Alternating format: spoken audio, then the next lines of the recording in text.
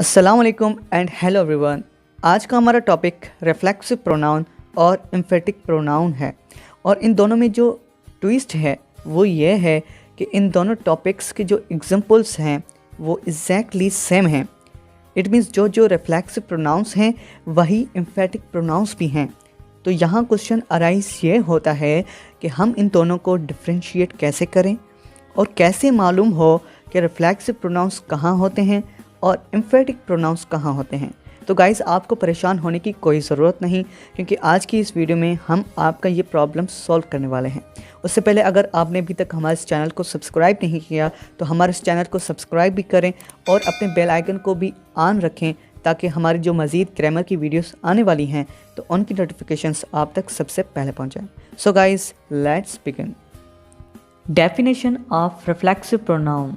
Such subjects whose action reflects on them are called reflexive pronouns. यानी ऐसे subjects जिनका action उन्हीं पर रिफ्लेक्ट करता है तो हम उन्हें रिफ्लेक्सिव प्रोनाउंस कहते हैं।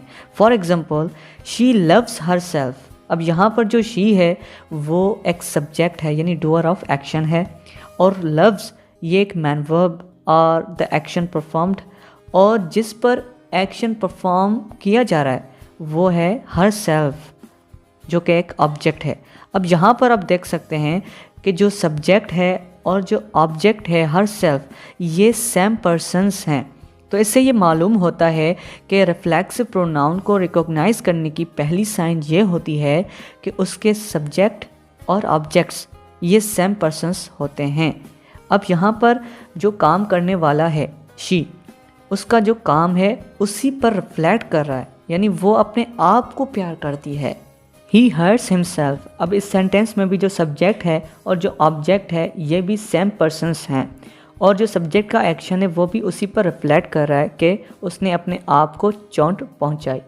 Now turn to the emphatic pronouns definition. Actually जो वर्ड एम्फेटिक है ये एम्फेसिस से लिया गया है, यानी stress.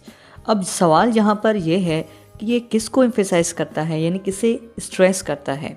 So its definition is emphatic pronouns are used to put more emphasis और स्ट्रेस ओवर द सब्जेक्ट, यानी ये सब्जेक्ट्स के ऊपर ज़्यादा स्ट्रेस डालने के लिए इस्तेमाल होते हैं। Now let us take an example. He himself wrote a letter. अब यहाँ पर जो ही है ये एक सब्जेक्ट है, और जो रोट है ये एक मैन वर्ब है और एक्शन परफॉर्म्ड, और जिस पर एक्शन परफॉर्म किया गया वो है लेटर।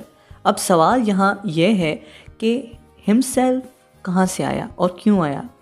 तो इसका जवाब ये है कि ये इस सब्जेक्ट यानी ही पर स्ट्रेस डालने के लिए इस्तेमाल किया गया है। हमने रिफ्लेक्सिव प्रोनाउंस के एग्जाम्पल में पहली साइन ये पढ़ी थी कि उसमें सब्जेक्ट और ऑब्जेक्ट सेम पर्सन्स होते हैं, लेकिन आप यहाँ पर देखें कि जो सब्जेक्ट ही है वो अलग है और जो ऑब्जेक्ट लेटर है वो अलग है। तो इसीलिए यहाँ पर जो हिमसेल्फ है ये एज अ रिफ्लेक्सिव प्रोनाउन इस्तेमाल नहीं किया गया, बल्कि ये एज एन एम्फेटिक प्रोनाउन इस्तेमाल किया गया।